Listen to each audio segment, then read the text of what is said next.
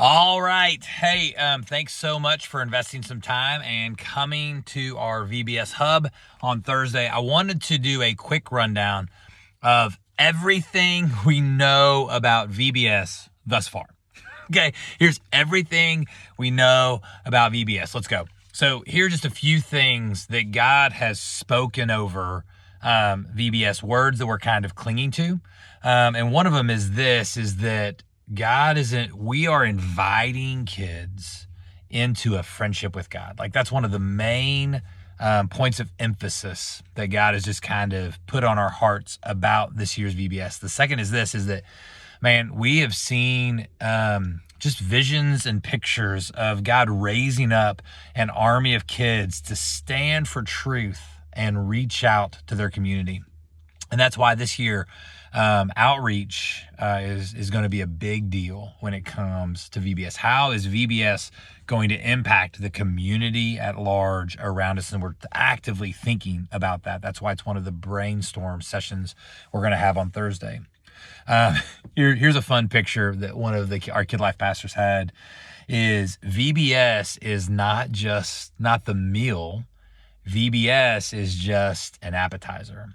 And what the meal is, what the main point is how are we equipping parents and discipling kids after VBS? And so we're really going to be acting on that. If you don't know yet, the theme for VBS is deep dive, and kind of the focus is on the names of God. And so day one, we're going to be learning that God is my victory as we look at the name Jehovah Nissi.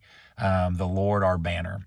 Day two, we're going to be learning that God is my provider as we look at Jehovah Jireh. Day three, we're going to be finding out that God is my healer as we examine Jehovah Rapha. And then we're going to be looking on family night at Jehovah Shalom, finding out that God is my peace as we invite families to experience the peace of God in their homes. As we think about decor, deep dive is going to be fun, but the word that just kind of keeps coming to my head is immersive, right? That we even want the decor to tell a story. And so when they walk in the doors, we want them to feel like they're underwater. And when they're in the foyer, in the hallways, we want it to feel like they are underwater. But then this is somewhere we're going to need your help. When they go into the other environments, the place they do food and snacks, the place they do activities, even the place they maybe do a teaching breakout, we want that to be some sort of refuge from the sea. And so we think our main auditorium is going to be like an underwater headquarters, right? Like an underwater drilling rig, something from like the Meg or Deep Blue Sea or the Abyss if you're old school like I am. That kind of gives you the idea. And then what's happening on stage will kind of fit in that, like the leader of the expedition is the MC or whatever. And so also, another thing that we might do that's fun is if you have a breezeway, just kind of put a sound effect in there to where it sounds like you go in the breezeway, you wait, and then there's an airlock sound effect, right? Like, and then you go in, right? The kids know that they've gone from underwater to some sort of protected environments, things like that. Again, just these little details make it immersive, and immersive is fun. And fun, it gets remembered. It gets talked about. And if VBS gets talked about, then Jesus gets talked about, right? So running real quickly through the narratives, like what's going to happen in the videos and the Bible story it leads into. And this will be the last thing we talk about because this is as far as we know. So day one. Every night, remember our auditorium is kind of the headquarters of this exploration. The videos are going to check in with the exploratory sub, right? The sub that we've sent out to go explore this strange occurrence that we're trying to find out about. The sub is called the I Am Jehovah. I don't know what I Am stands for. I just know that every time we introduce it, it gives us an opportunity to talk about the fact that Jehovah, the name God chose to be known by, which is actually Yahweh, but we may or may not get into that, is actually I am. And we've discovered that he is saying, I am your victory. I am your provider. I am your healer. I am your peace. Like every time we intro a video and talk about the name of that sub, we get to talk about that connection between Jehovah and I am. So day one, there's three characters on the sub. There is Captain Carl, there is Scuba Steve, and then there is a computer lady named Calypso who will actually intro the Bible story each night. And so day one, just kind of let you know, Scuba Steve gets all worked up at all the things that could go wrong on a expedition like this. And Captain Carl teaches him a great point that your focus can fuel either your fear or your faith. So focus will fuel your fear, or focus will fuel your faith, right? So what you think about, what you look at.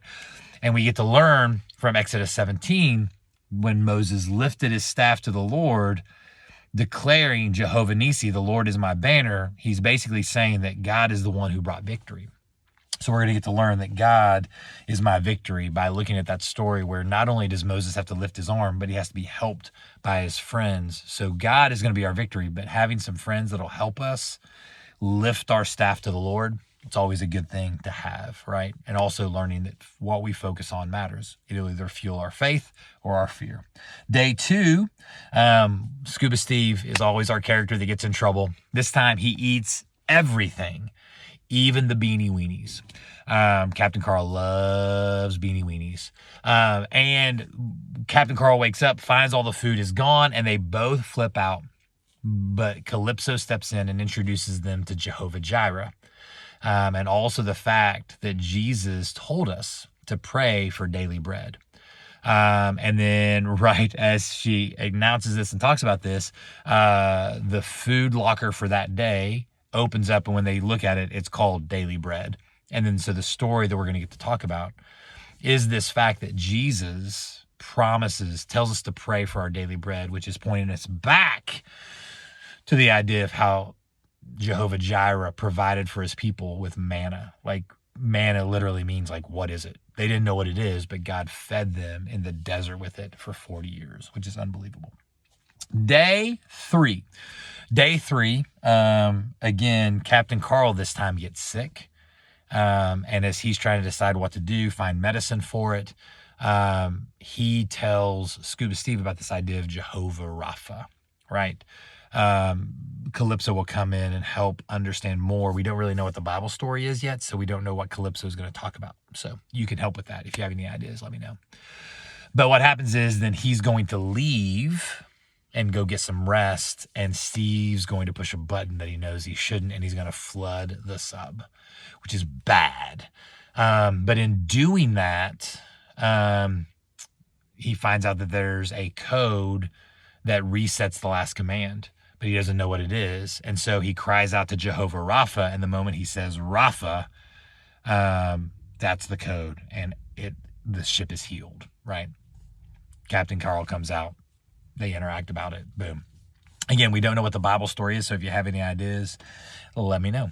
Family night, day 4. Family night is going to be a flashback episode, so it's going to be a little bit longer, but it's going to give us a chance to talk about what we've learned, right? Jehovah Nissi, Jehovah Jireh, Jehovah Rapha. And then when they finally get to the place that they were hoping to find this source, there's nothing. Their mission fails. And they have to decide, like, are they going to be disappointed, discouraged, and even like mad at one another? Or are they going to trust in Jehovah Shalom, the Lord our peace, and choose instead to be grateful and experience the peace that he offers? And we just think that's going to be a huge message to our families, that, hey, like, things happen. And there's a Bible story that we're going to tell about the disciples when they go. Jesus says, hey, let your peace fall on a house. Like, peace is not the absence of fear, the absence of anger, the absence of worry. It's not the absence. It's not a vacuum that you have to create by getting rid of all these things. Peace is actually a force that can push out fear, push out worry. And that force is the presence of God. And when we experience the presence of God, we experience Jehovah Shalom. I am peace. And he's the one who pushes it out. So, bam, less than 10 minutes. That's everything we know about VBS. So what I need you to do is look back at the email. Look at the list of